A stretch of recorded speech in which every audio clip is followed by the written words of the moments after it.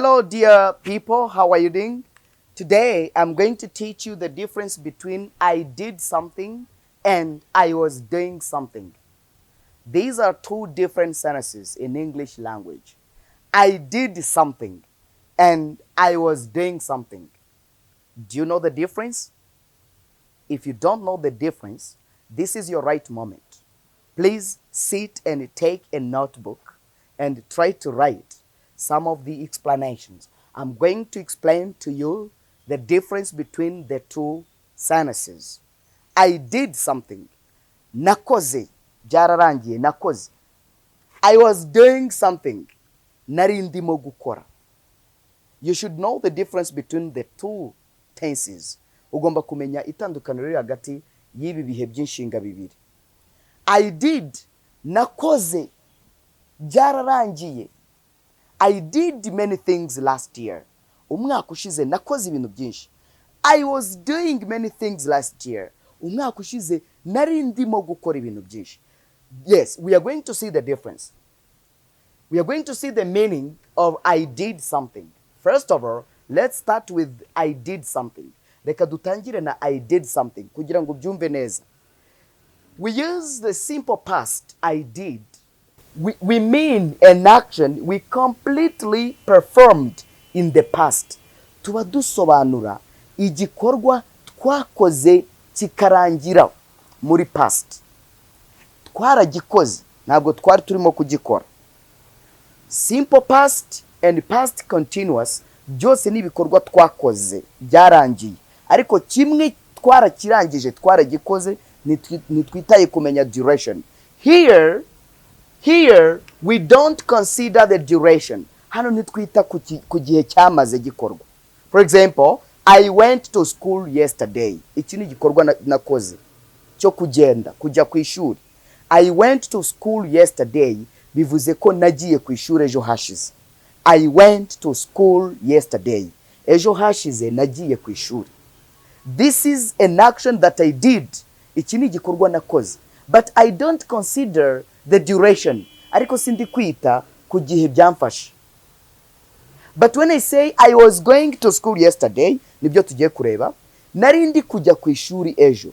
Here I consider the duration. Aho ngaho murumva ko nitaye ku gihe byamfashe. I was going. Nari ndimo kujya ku ishuri. My friend, where were you going when I saw you yesterday? Ejo nkubona wari urimo kujya he? I'm going to use past continuous. Nzahita ngusubiza nti, my friend, I was going to school when you saw me yesterday.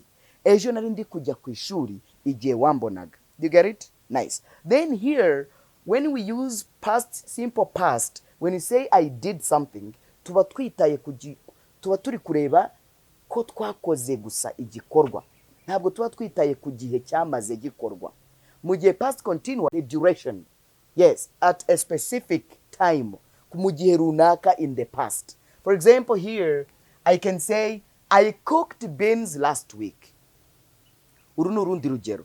I cooked beans last week. Umunyeshuri w'umuhanga yahise amenya ko muri past continuous ubu tuzavuga ngo iki? I was cooking beans last week. Mu cyumweru cyashize burya nari ndi guteka iki? Ibishyimbo. Cyangwa se last week on Friday, kavuga uti mu cyumweru cyashize kuwa gatanu, evening, washaka ugashyiraho na nimugoroba. Last week on Friday evening, I was cooking beans. Nari ndimo guteka ibishyimbo. They called me last night. Ibi bivuze ko bampamagaye. Ntabwo nitaye ko kumenya igihe byamaze bari kumpamagara oya barampamagaye byararangiye. But when I say they were calling me last week or last night, they were calling me last night. Mu ijoro ryakeye bari bari kumpamagara. That is past continuous. They were calling me. But when I say they called me, barampamagaye cyangwa bampamagaye mu ijoro ryakeye. That is the difference between simple past and past continuous. We use simple past to talk about a completed action in the past. But we use past continuous when you are talking about an action that was still going on in the past.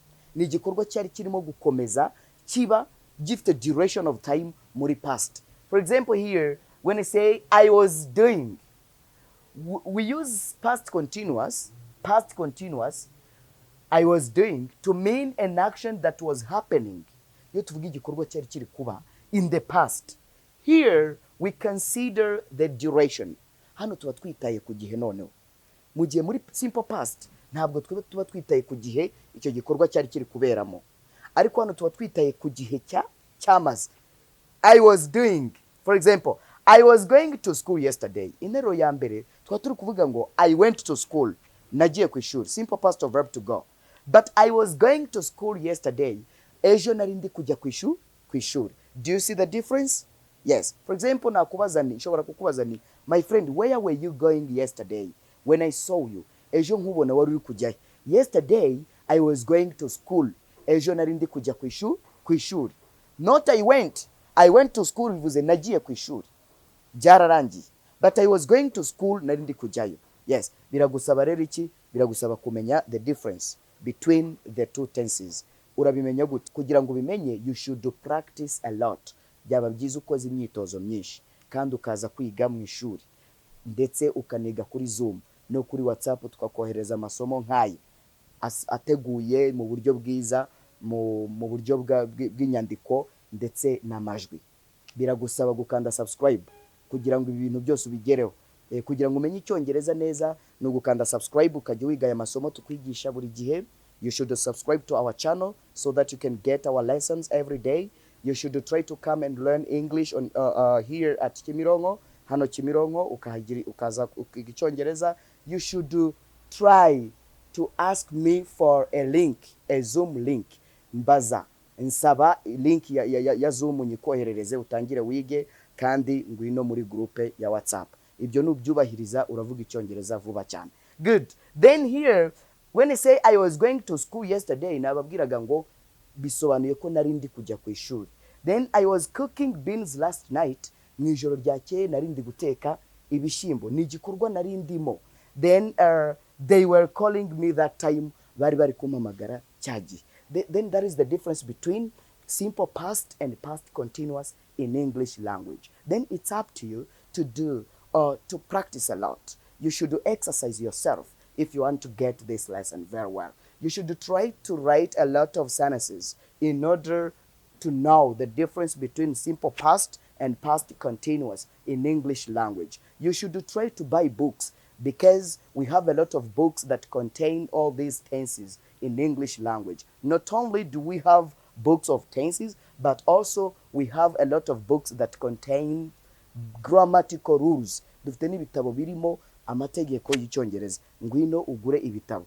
Ngwino ugure n'ibitabo byanditse mu buryo bwa stories. Burimo ama stories menshi. Biraza kugufasha cyane. I am teacher Jasper, my friend. I've been teaching you the difference between simple past and past continuous in English language. Bye bye. See you tomorrow.